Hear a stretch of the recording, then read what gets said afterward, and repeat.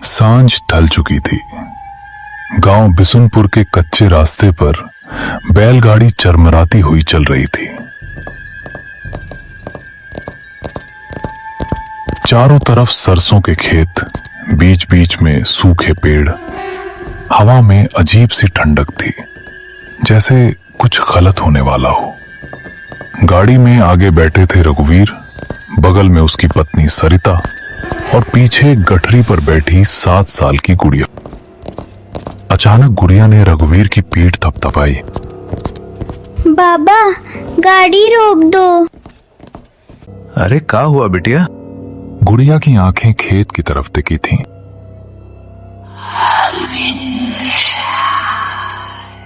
उधर मेर के पास कोई खड़ा है, देख रहा है हमें और हंस रहा है। सरिता ने झट से पलट कर देखा। अरे पगली है का, खेत में तो बस पुतला है। माई, पुतले की आंख नहीं होती। रघुवीर के हाथ बैलगाड़ी की लगाम पर कस गए। तभी एक गाय अचानक सामने आ खड़ी हुई। गाड़ी रुक गई। गाय सीधी खड़ी थी, न हिल रही थी, न सांस लेती दिख रही थी। पापा, ये गाय नहीं है। अगले ही पल गाय बिना आवाज किए गायब हो गई। रघुवीर को भी थोड़ा अजीब लगा।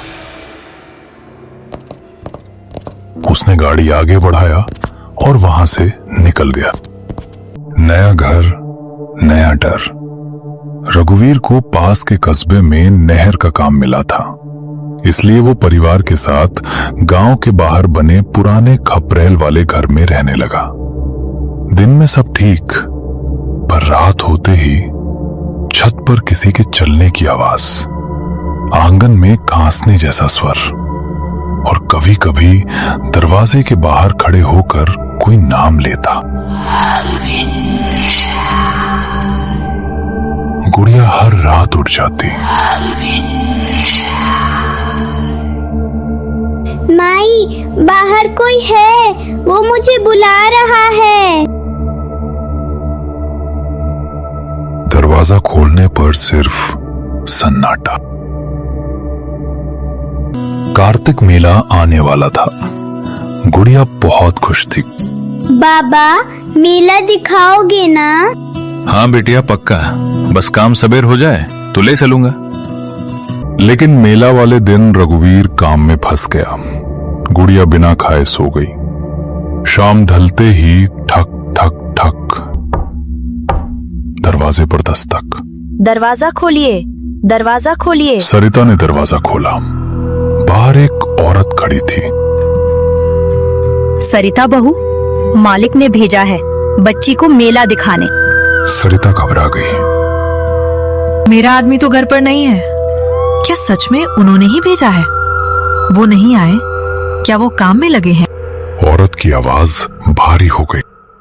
अंधेरा बढ़ रहा है, जल्दी करो, हम लोगों को खेत के रास्ते से जाना पड़ेगा। खेत का रास्ता छोटा है। गुड़िया खुशी से उछल पड़ी।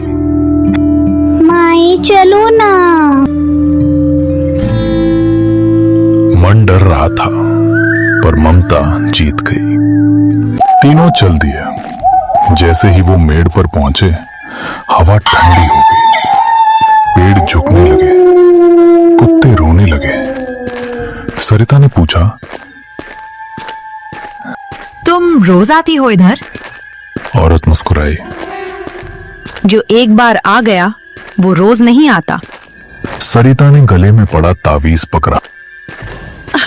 हे भगवान, ये सब बंद करो। उसकी आंखें लाल हो गईं। गुड़िया कांपने लगी। सरिता ने गले में पड़ा तावीज पकड़ा रहा।